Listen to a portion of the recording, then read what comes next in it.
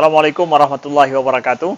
Ikuti dan kunjungi channel YouTube Maulizul Akbar NAD. Subscribe, like, share, komen.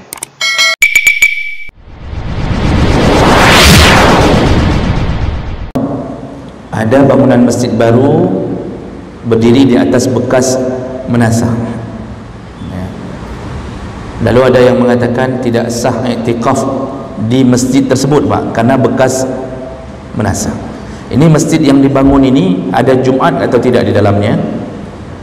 Baik, kita sudah pernah jelaskan. Kalau kita mengutip kesimpulan para ulama termasuk mazhab Syafi'iyah ketika menyebutkan definisi masjid, yaitu bangunan yang berdiri di atas tanah yang telah diwakafkan untuk Allah dan telah dilakukan salat 5 waktu secara rutin di dalamnya, ada imam yang ditunjuk, kemudian ada salat yang rutin tadi, maka itu disebut masjid.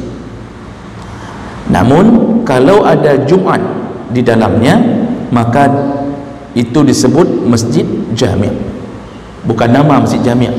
Jadi selain daripada masjid jami', itu masjid.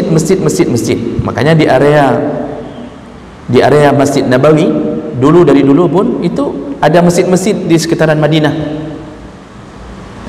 Makanya ada hadis Muaz bin Jabal mengimamkan di masjid fulan, kemudian sahabat yang lain itu mengimamkan di masjid fulan yang berada di sekitaran kampung-kampung sekitaran Masjid Nabawi. Nah, jadi kalau sudah cukup syarat itu, berdiri di atas tanah wakaf, ada imam, ada jamaah yang salat rutin 5 waktu walaupun cuma berdua, ada azan berkumandang, itu disebut masjid.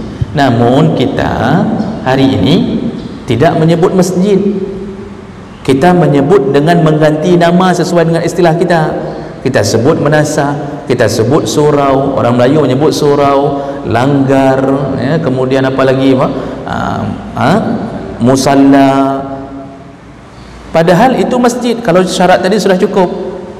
Kalau sudah disebut masjid, tinggal membedakan mana masjid jami', mana masjid biasa. Masjid jami' dalam satu kampung yang mendirikan Jumat. Nah, atas nama masjid tetap dibolehkan melakukan i'tikaf. Berlaku semua urusan masjid. Kalau i'tikaf tidak boleh, maka tidak boleh salat tahiyat. Ada juga yang melarang salat tahiyat, mengatakan hanasah sama yang tahiyat. Enggak ada namanya tahiyat menasah. Kita yang menyebut menasah, padahal menasah itu sudah layak disebut masjid. Kita tidak mau menamakannya masjid karena syarat tadi. Maka kalau begitu, i'tikaf pun sah di dalamnya. Cuma kalau buka kitab fikih, lebih diutamakan kalau i'tikaf Ramadan, lebih diutamakan di masjid jami' yang ada Jumat di dalamnya. Tapi bahasanya bukan tidak sah. Lebih utama kalau mencari masjid yang ada Jumat di dalamnya. Jadi kalau begitu, tidak benar bahwa tidak sah i'tikaf di dalam menasah kalau sudah cukup syarat dengan nama masjid tadi. Jadi dibolehkan sebenarnya. Mungkin karena ada yang memulangkan ke nama. Jadi kalau memulangkan ke nama, ya memang tidak sah kalau memulangkan ke nama. Tapi masalahnya bukan nama yang jadi masalah. Yang syarat cukup tidak untuk menjadi sebuah nama masjid. Kita kemudian mengubah nama. Yang nggak boleh yang mana, Pak? Yang model tidak cukup syarat tadi. Ada musalla di SPBU, kita i'tikaf di SPBU. Malam-malam Ramadan kita i'tikaf di SPBU terusan, Pak. Jadi sahkah? Tidak sah. Kenapa? Itu bukan tanah diwakafkan. Lalu kemudian itu tidak ada salat jamaah secara tetap. Masjid, musalla di mall, atau yang model-model tidak cukup syarat tadi, itu baru tidak berlaku di situ hukumnya. Namun kalau begini, kalau selalu ada salat jamaah, namun sekali dua pas semua orang bekerja, waktu zuhur nggak ada yang pulang, itu masih disebut masjid walaupun kehilangan jamaah di waktu itu. Kenapa? Tidak disengaja untuk menghilangkan jamaah. Namun jamaah karena ada penghalang sehingga dia bisa hadir, itu masih disebut masjid.